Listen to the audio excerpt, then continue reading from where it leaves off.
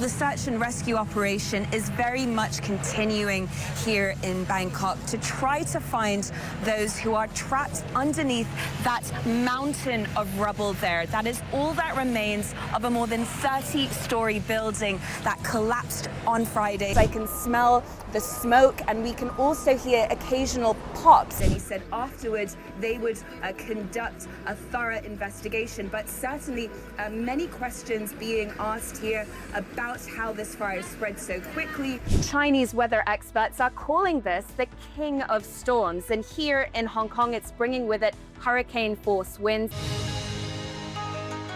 This is BBC World News. French security forces are continuing a huge search operation for the two gunmen suspected of carrying out the deadly attack on the satirical magazine Charlie Hebdo. A huge police operation has continued throughout the night in France. 70 years ago, Japan surrendered at the end of World War II, and hostilities ended at one of the most deadly conflicts in human history. Muslim leaders today have condemned this attack in the strongest possible terms. But what more do you think can be done or done differently? Let's bring in Laura Westbrook, who's covering things in South Korea. Now, China dominates the global supply of rare earths that are used in everything from smartphones to EVs to missiles and drones. And it really went into this meeting from a strong position, leveraging its stranglehold on rare earths when it announced that it was expanding those export controls. Those have now been paused. Robots are a big feature at this tech fair. One crowd pleaser is seeing robots kickbox.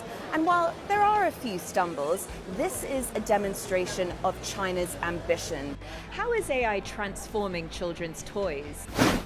AI is making children's toys so much more fun.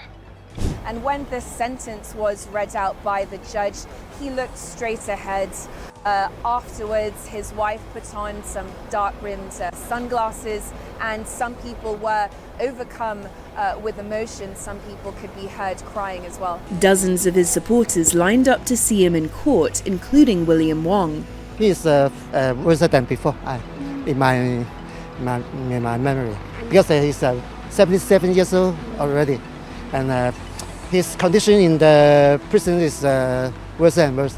With the United States no longer treating Hong Kong as separate from mainland China, some experts say this threatens the city's trade advantages. Hong Kong's leader John Lee has called the latest US tariffs American bullying and vowed that Hong Kong will maintain its role as an international free port. The city's leader John Lee wants to pass a new law ensuring spaces like this are at least 8 square meters, have a toilet and window. This flat has been divided into 4, with 6 people sharing a kitchen and bathroom, and is likely to be renovated.